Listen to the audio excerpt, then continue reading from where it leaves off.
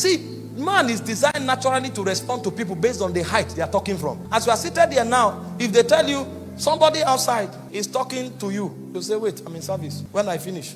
If they now tell you the governor of Lagos say he wants to see you, it will take honor for God for you to keep calm. The service will become long. Every 5 minutes will be 50 minutes. You'll be, when are they closing now? What is happening? Because your whole attention is there. Then they now tell you, the president wants to see you. You will whisper to the usher and say, I will watch the recording later. Unless you are a servant of Jesus Christ. If you are not a servant of Jesus, they say the president wants to see. The first thing you ask is, how? He doesn't know me. They say, no. This your friend spoke to this person and they say you do this, and they say you are the one he wants. Are you sure? I will watch the recording later. You will carry your bag and bend down and walk through the back. You are gone. See, you know what will be happening to you as you are going to the president. You're already calculating that land. I will buy it next week. Nobody spoke about land, but that is your design.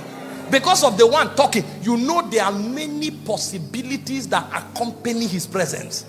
So even the things he has not promised you, you're already planning on it. You say, that man that was talking about that visa, tell him I will see him next week. The visa must be done. Everything will come alive because the president wants to see you. But look at where we are that we don't know. Our God is called Alpha, Omega, the beginning and the end. He is the omnipotent, omniscient, omnipresent. Do you know what that means? Omnipotent means he has all power to do all things. Nothing is impossible with him. Omnipresent means he is everywhere at every time, in every time. There's a difference between at every time and in every time. At every time means within your present context, he is everywhere. But in every time means no time eludes him.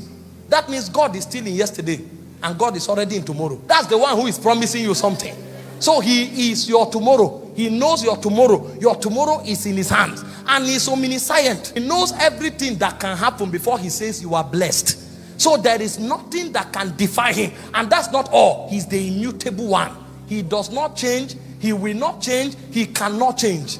Malachi 3:6 says, I am the Lord. I change not. Therefore you, the children of Israel, are not consumed. So the omnipotent, the omniscient, omnipresent, and immutable one is the one that says you are blessed. How can somebody tell me you are cursed? He's the one that says you are preserved. How can somebody tell me you will not be preserved? See, that's why the Bible says, let God be true and all men liars. But the reason why you read the Bible is like a history book is because you don't know the one talking. This is why sometimes you need to go to verses of scripture that introduces God in his majesty. Jesus was speaking, he said, is there anything too hard for God to do? That is a study in the spirit realm. They are still studying in the spirit realm to find out what God cannot do, and no one exists. Is there anything too hard for God to do? The God with whom nothing is too hard to do tells you your future is secured and you have depression. Your depression is a revelation of your ignorance. It's a revelation of your ignorance. Your God, who nothing is too hard for, tells you you are protected and preserved, and you are afraid. Your fear is not your problem. That fear is an alarm that you are ignorant. This is what the psalmist knew. He said, the Lord is my shepherd. I know the Lord. He said, because of that, I shall not want. Psalm 23 verse 1. And it's not just talking. He said, though I walk through the valley of the shadow of death, even in the valley of the shadow of death, he said, I fear no evil, because thou art with me. He knows the omnipresence.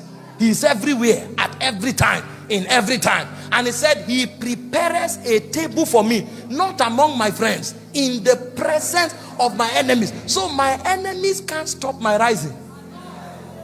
They will add glory to my testimony. Because a time will come, they will say, Kai, we tried, but truly God is with this man. Didn't you read the story of Shadrach, Meshach, and Abednego? They say, oh king, we are not careful to answer you in this matter.